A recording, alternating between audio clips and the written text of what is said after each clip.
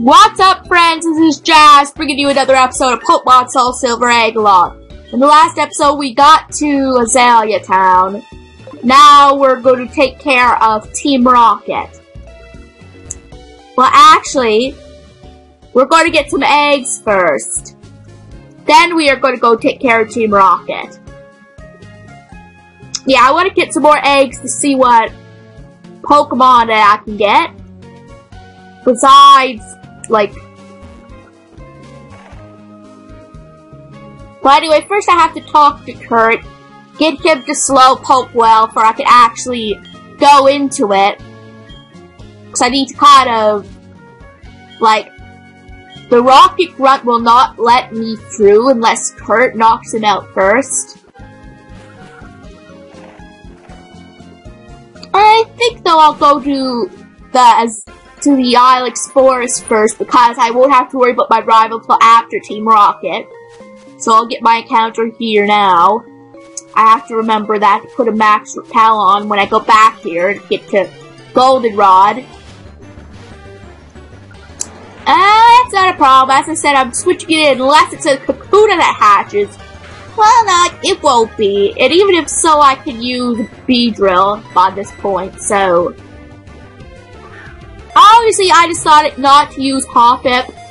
It doesn't learn a good grass move till after, like, I'd have to stop the evolution to learn the good grass move before it evolves. Like, it learns at level 19, which it evolves to... I'm trying to think. To Skip Bloom. Yeah, it evolves to Skip Bloom level 18. So, it will have to wait even longer, I believe, for the grass move. In order, you know what I mean. Like, if it evolved. So, I want to kind of keep Tartar for now.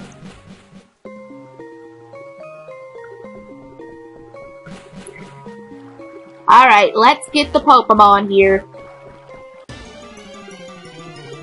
As I said, like, Hufflepuff would not be useful at this point. I mean, at least Tartar knows Bullet Seed now, so he has a passable move. But yeah, pretty soon we're gonna have to say goodbye to the name. Yeah, I don't remember the name, but hey, this goes to show ya. I'm not nicknaming you, no. Now let's go and get the eggs. Alright. We are going to get this egg. And we're going to switch Zubat out in box 1.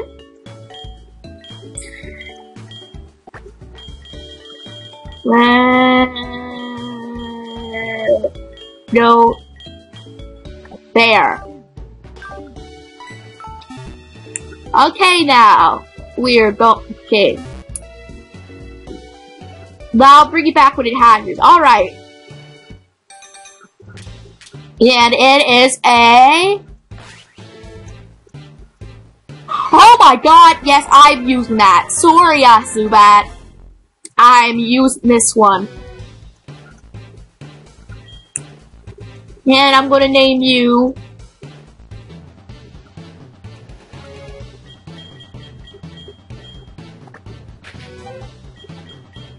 Here. Hira. It is, I think it's Hercules' mother, or is it Zeus's? Can't remember, but it is from Hercules. Alright, and the next one is...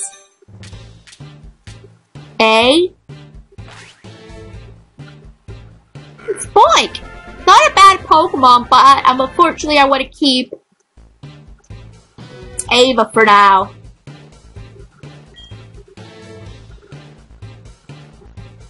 Okay. And I'm gonna name it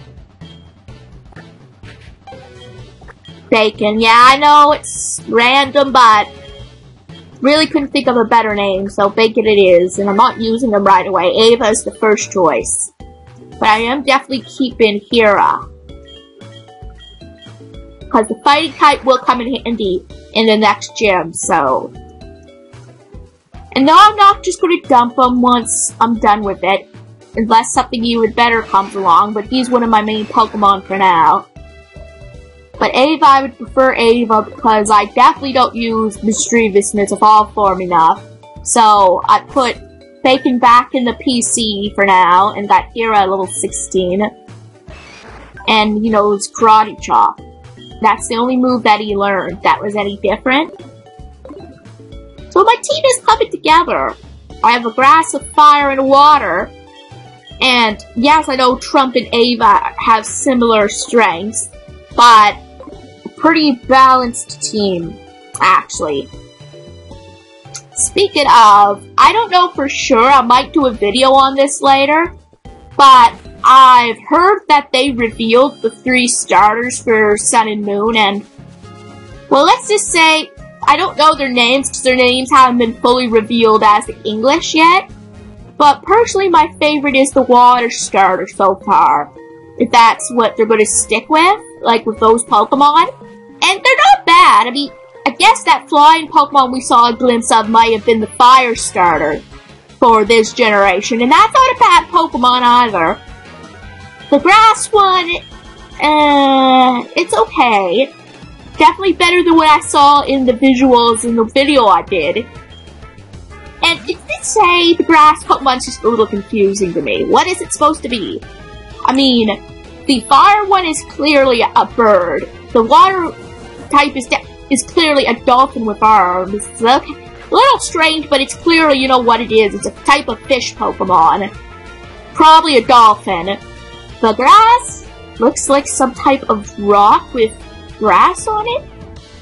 I don't even know. I'll have to have another look at it at some point. Or another. We'll just say I don't hate it. It could be a very good Pokemon, and I might give it a shot. But, looks-wise, like, the other two make more sense. But, when you really think about it, though, they're based in this new region on Hawaii, is what has been rumored and is almost confirmed. So, the bird, Firebird, is exclusive to Hawaii and in another region. I forget what region it is. I mean, like an area. A dolphin also seems to be native in Hawaii or more common in Hawaii. The type, I think the blue dolphin, right? And the grass type. Well, I think it's a type of flower that is in Hawaii. I believe. That's my guess of what it's based on.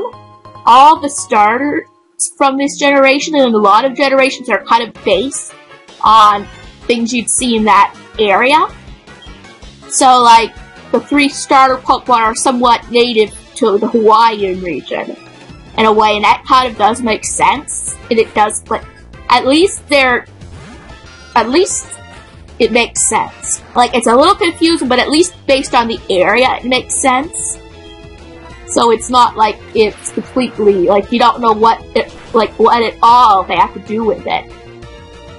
So, I mean, I'm impressed that way. They're doing Pokemon based on the region very well. I mean, it's a little more noticeable in this time around because it almost looks explicitly Hawaiian. The game, I mean, where the other games you might not 100% know, like, basically, yes, Blue and Yellow and all that were based on Japan, but you wouldn't know how they relate, the Pokemon relate to that explicit area, where a lot of Pokemon, I believe, in this generation is going to relate to the Hawaiian setting. Maybe not all of them, but a majority of them, is just my guess. Like, for example, X and Y was based on France, and I'm trying to think, how does that work? The only Pokemon that I see of the starters that would be related to France in any way would be Froakie, because my mother once had frog's legs. And that was a French dish.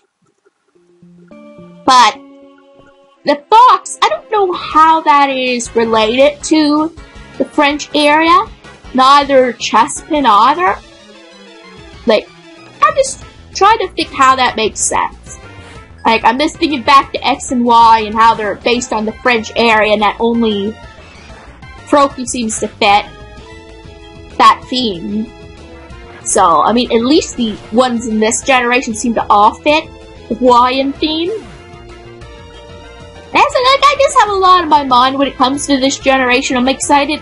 I'm usually excited about all of the games that I play, but this is, I cannot believe it's already possibly going on the 7th generation. I mean, it has, well, I'm sure a lot of people by now know it probably has been confirmed to be Generation 7, but all of us know is that it might be 6.5, like some people had speculated. But very unlikely, but just in case that unlikeliness is the case, then I cannot really say that. But if I'm right, like a lot of people are, then I cannot believe we're already going on Generation 7. That's just unreal. You know, when Generation 1 started, I was like 6 years old, about, maybe even 5, in Japan. Like, in Japan it was released earlier, so I was like 5 when it came out, and I am now 24. It makes me wonder, like, where Pokemon's gonna go in the future. I mean, it's been going really good for itself so far. Yes, there's been people who have been disappointed about Black and White at first, but even Black and White has warmed way into our hearts a little bit, in its own unique fashion. I mean, it had a great story. I mean, yes, I know in the end it was a little bit of a punch in the gut from everything that the team has been saying to you, but the story itself, though, was still really good. The character end was wonderful. It's too bad that he never continued on in the series, except for Black and White 2. I mean, okay, obviously N was unique to Unova. I understand that, but wouldn't it be great if somehow they brought him back to in Sun and Moon somehow? Which I doubt, but if they did, he would travel all over the world. I mean, we don't really know where it's going yet. Okay, yeah, I know, I've been talking through the whole thing about different things, but just talking my way through the episode in a way, to start with, as we've been through a lot of this already. But not the same team, and the same idea. We've been through the actual main game of it so many times already. So rather than just talk over the narration or talk about the main game, then I just thought I would just go on a little bit in this series until we get, at least until we get to the, where we would have left off in the other one, which is the 5th to 6th gym. I have new material to work with. Oh, we defeated Proton pretty easily, though. I mean, as an N was like one of the most badass villains. Well, not badass. He actually did have a heart, but he was one of the... It's funny to say I actually would consider him a rival, because he may have been part of the bad team, right? But he had good intentions. He wanted to match himself up to you. And he wanted to see, like, he was competing against you in a way. To see who was the real chosen one. And he was, like, a better rival than the 2 other rivals. He gave you the blue feeling, right? In a way. You battled him as the champion at first. Which is amazing. I mean, Blue obviously probably still is one of the favorites among people, and even I respect him. But for a rival that's not meant to be a rival, he's a pretty darn good one. Yeah, okay, I'll have your grandpa's number. I'll probably never use it, but I will take it from you. I mean, who could say no to a little girl? Well, I probably could. Let's go take on Mikey there. I am going to choose the wrong Pokemon to have up front again, but...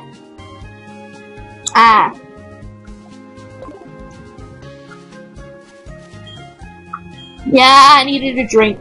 We got a white apricot. Apricorn, okay. I have to remember that, Apricorn.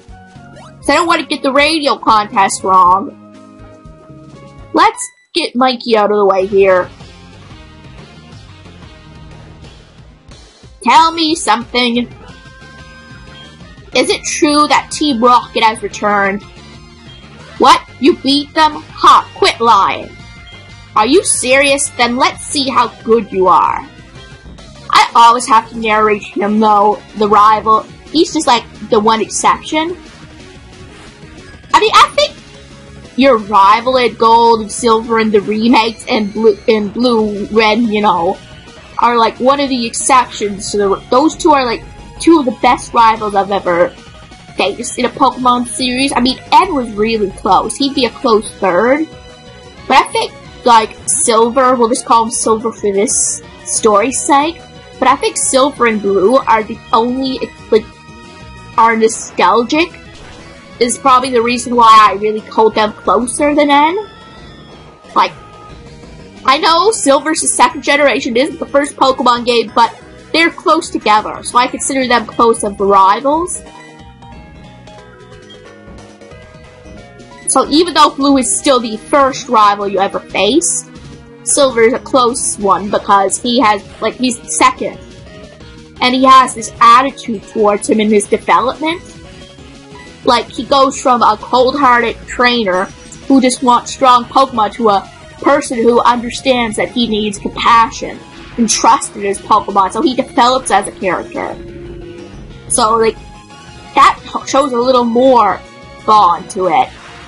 Like, Blue is more the nostalgic area, where Silver, he's not only nostalgic, but he has a character development as well.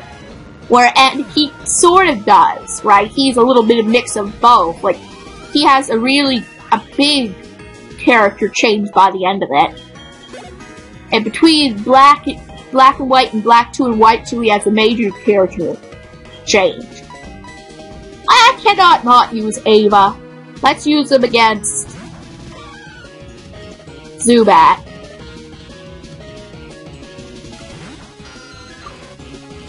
Say, you've got a lot of nerve coming here. Let's use Ominous Wind.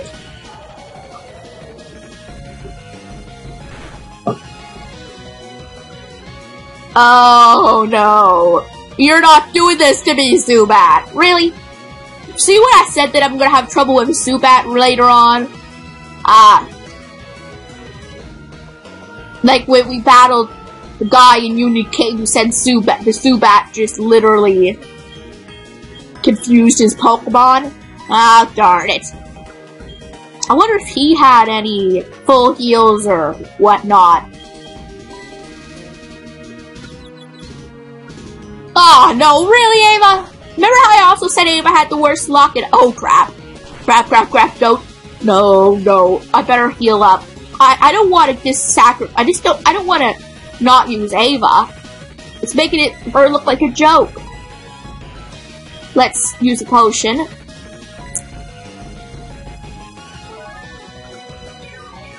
Although that bite is dangerous. Oh lord. You know what? That's it. I don't care. I'm just switching out. I'm not losing Ava. Come on there, Hera. Like, I'm starting to agree with the coffin guy now. Zubat are scary. I mean, I know are you literally just jinxing me for putting my Zubat back in the PC for Hera? Oh, what? Are you trying to say something to me, Zubat? Never box me or something? Oh, no. Okay, I know, you're mad at me for boxing you, right? Okay, not you, but... Oh, crap, please hit, please hit him. Oh my god. I almost lost. Here, were you trying to make me... Were you planning to, like, knock Hera out for I could bring Zubat back or something? I mean, I really... Useless Pokemon. Listen, you only won because my Pokemon were weak. I would, I beg to differ. Your Zubat's really good. I hate the weak Pokemon trainers, doesn't matter who. I hate hanging around them. That goes for Team Rocket, too. They think they are big and tough as long as they're in a group. But get them alone, they're weak. I hate them all. You stay out of my way. You won't be an exception if you get in my way. I think I'll get ready to end this episode. Anthony! Anyway, I'll just end it. If you enjoyed this episode, give it a big thumbs up. I upload videos every day. And I'll see you in the next episode of Pokemon Soul Silver Egglocke. I will see you guys next time, guys. Enjoy the rest of the call. Bye!